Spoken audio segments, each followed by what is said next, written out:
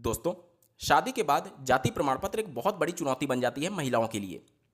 और जब बात हो उत्तर प्रदेश की तो ये और भी ज़्यादा चुनौतीपूर्ण कार्य हो जाता है क्योंकि यहाँ पर इंफॉर्मेशन क्लियर नहीं है। आवेदन करते समय आपसे नोटिफिकेशन में ये मेंशन करके बोल तो दिया जाता है कि आपको पिता पक्ष का ही जाति प्रमाण पत्र लगवाना है, लेकिन पिता पक्ष का बनेगा कैसे, इसके बारे में क्लियर इन्फॉर्मेशन ना होने की वजह से बहुत सारी दिक्कतों का सामना करना पड़ता है।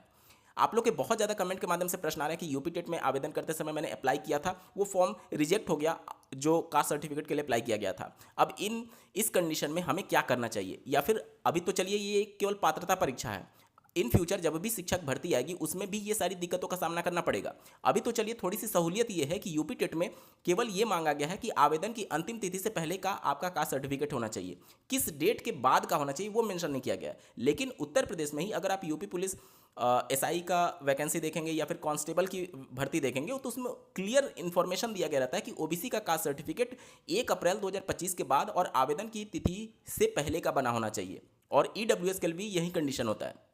तो उस कंडीशन में आपके लिए मजबूरी हो जाती है कि रिन्यू कराना या फिर लेटेस्ट आपका कास्ट सर्टिफिकेट होगा तभी वो मान्य हो पाएगा। अगर इन फ्यूचर जाकर के भविष्य में शिक्षक भर्ती में भी ये नियम लागू कर दिया जाता है तो वहाँ पर भी बहुत सारी दिक्कतों का सामना करना पड़ता है। तो आज के इस वीडियो में हम लोग बात करेंगे कि अगर शादी हो गई है उस कंडीशन में आपका जाति प्रमाण पत्र कैसे वैलिड बनेगा। बहुत इंपॉर्टेंट वीडियो होगा, अंत तक जरूर जुड़े रहिएगा। नमस्कार दोस्तों, मेरा नाम है नीरज, आप देख रहे हैं कैरियर बिट यूट्यूब चैनल। अगर आप इस चैनल पर पहली बार विजिट कर रहे हैं तो इसको सब्सक्राइब करते हुए बेल आइकन को प्रेस करना ना भूलें। माननीय सुप्रीम कोर्ट के जजमेंट के हिसाब से जो जाति तय होती है वो पिता पक्ष से तय होती है। आपने किसी दूसरी जाति के व्यक्ति से शादी कर लिया, इससे आपका जो कास्ट का स्टेटस है वो कतई भी नहीं बदलता है। आपने किस जाति में जन्म लिया है, मतलब आपके जो पिता की जाति होगी वहीं आपकी भी जाति मानी जाएगी लाइफ टाइम के लिए। अब इससे आप समझ लीजिए कि अगर कोई जनरल महिला है और उसने एससी कैटेगरी के पुरुष से शादी कर लिया तो उसको आरक्षण नहीं मिलेगा, क्योंकि उसके पिता जनरल हैं और उसके पिता से ही उसकी जाति तय हो रही है। उम्मीद करता हूं चीज़ों को आप समझ पा रहे होंगे। अब यहां पर पिता पक्ष का कास्ट सर्टिफिकेट होना चाहिए, इसका क्या मतलब है? इसका मतलब यह है कि आपके कास्ट सर्टिफिकेट से यह प्रूफ होना चाहिए कि ये जो कास्ट सर्टिफिकेट बना है वो पिता के आधार पर बना हुआ है। अब ये कैसे प्रूफ होगा? ये प्रूफ होता है आपके कास्ट सर्टिफिकेट में पति या फिर पिता का नाम मेंशन किया जाता है, तो आपको वहां पर पति का नाम मेंशन नहीं कराना है बल्कि पिता का नाम मेंशन कराना है, क्योंकि पिता का नाम मेंशन कराएंगे तभी ये बिल्कुल क्लियर हो पाएगा कि आपका जो जाति प्रमाण पत्र निर्गत किया गया है वो पिता पक्ष का निर्गत किया गया है। आपके मन में सवाल आएगा कि मान लेते हैं हमारे जाति प्रमाण पत्र में पति का नाम मेंशन किया गया है, लेकिन मायके की रिपोर्ट हमने लगाई थी और उसके आधार पर हमारा जाति प्रमाण पत्र पति के नाम से निर्गत हुआ है, तो क्या वो मान्य होगा? आप खुद सोचिए, काउंसलिंग के समय आपसे ये पूछा जाएगा कि ये जाति प्रमाण पत्र पिता पक्ष का है या फिर पति पक्ष का है, क्योंकि क्लियर ये नोटिफिकेशन में मेंशन है और काउंसलिंग में भी ये बाकायदा इसको चेक किया जाता है। उस दौरान आपका अगर पति का नाम वहां पर मेंशन है तो उस कंडीशन में आप प्रूफ ही नहीं कर पाएंगे कि ये पिता पक्ष से बना हुआ है। आपके मन में सवाल आएगा कि मैंने तो मायके की रिपोर्ट लगाई थी, मायके की रिपोर्ट का कहीं पर भी जिक्र नहीं होता है आपके कास्ट सर्टिफिकेट पे। मतलब ये इंफॉर्मेशन बिल्कुल क्लियर है कि आपका जाति प्रमाण पत्र, चाहे आप मैरिड हैं या फिर अनमैरिड हैं, पति का नाम नहीं आना चाहिए, वहां पर पिता का नाम आना चाहिए, क्योंकि इसी से प्रूफ होगा कि ये पिता पक्ष यानी आपके मायके से बना हुआ कास्ट सर्टिफिकेट है। अब यहां तक क्लियर हो गया कि वहां पर पति का नाम नहीं डालना है, पिता का नाम डालना है। यहां तक क्लियर हो गया। अब सवाल ये आता है कि ये बनेगा कहां से, आपके मायके के तहसील से या फिर आपके ससुराल के तहसील से? तो शादी के बाद उत्तर प्रदेश में आपके मायके से कास्ट सर्टिफिकेट इशू नहीं किया जाता है, मायके से सिर्फ रिपोर्ट लगाई जाती है। अब इसका मतलब क्या हो गया? आपका ससुराल जहां पर भी है उस एरिया का तहसील जहां पर भी पड़ेगा उस तहसील से ही आपको आवेदन करना है।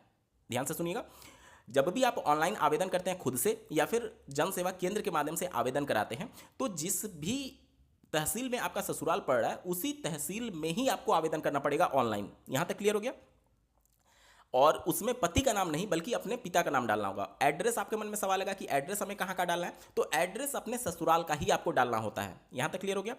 अब ध्यान से समझिएगा, जब भी आप शादीशुदा होंगे और अपने पति के नाम पर आवेदन करेंगे तो उस कंडीशन में जो लेखपाल होगा वो आपसे आपके मायके की रिपोर्ट की डिमांड कर सकता है, या फिर हो सकता है कि बिना आपसे कुछ डिमांड किए वो आपका फॉर्म रिजेक्ट कर दे, क्योंकि जिन भी महिलाओं की शादी हो चुकी है उनके लिए मायके का रिपोर्ट मस्ट है, वो देना जरूरी ही है।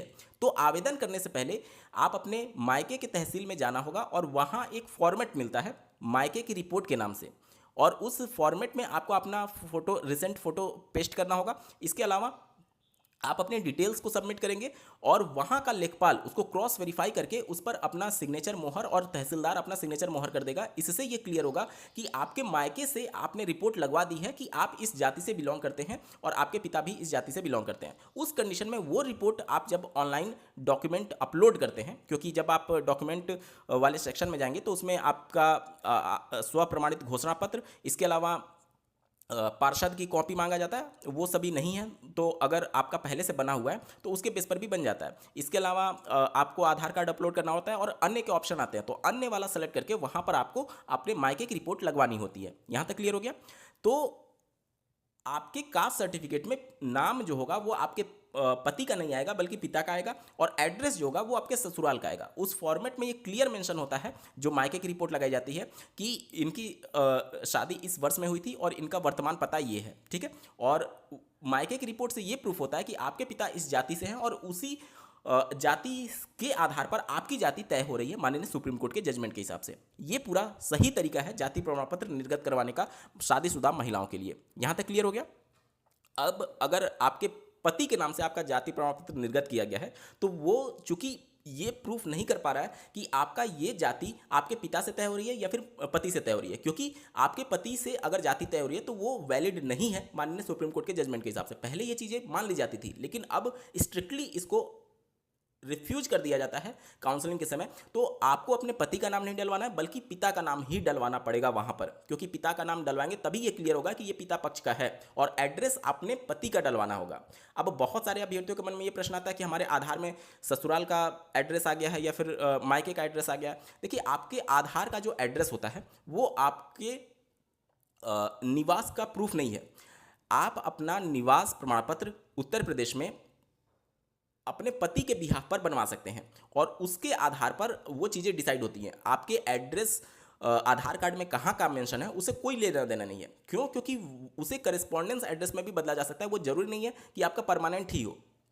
और UIDAI की वेबसाइट साफ तौर पर यह कहती है कि इसमें जो भी एड्रेस लिखा गया है वो निवासिता का प्रमाण नहीं है, ठीक है। ना तो वो आइडेंटिटी का प्रमाण है और ना ही आपके निवासिता का प्रमाण है आपका आधार कार्ड। आप ऐसे समझ लीजिए कि वो सिर्फ एक OTP रिसीव करने का साधन मात्र है, इससे ज़्यादा आधार की कोई वैल्यू नहीं है। ना तो आप उसे नागरिकता प्रूफ कर पाएंगे, ID प्रूफ के तौर पर कहीं कहीं एक्सेप्ट कर लिया जाता है, बाकी इससे ज़्यादा उस आधार कार्ड की कोई भी वैल्यू नहीं है।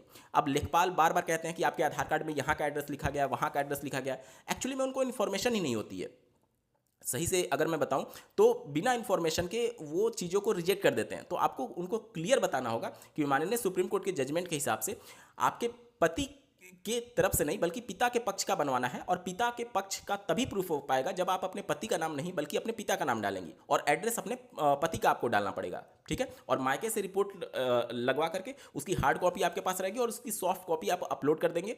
और इन फ्यूचर जब भी काउंसलिंग में होगा तो आप अपने ये मायके का रिपोर्ट भी लेकर के जाएंगे और अपने कास्ट सर्टिफिकेट को भी लेकर के जाएंगे। ये पूरा सही तरीका है जाति प्रमाण पत्र बनवाने का। अगर आपके पति का है तो पति का नाम मेंशन है तो वो मान्य नहीं होता है। उम्मीद करता हूँ अब जाकर के आपके सारे डाउट्स क्लियर हो गए होंगे। बावजूद इसके अभी भी अगर आपका कोई डाउट शंका रह जाता है तो कमेंट के माध्यम से पूछ सकते हैं।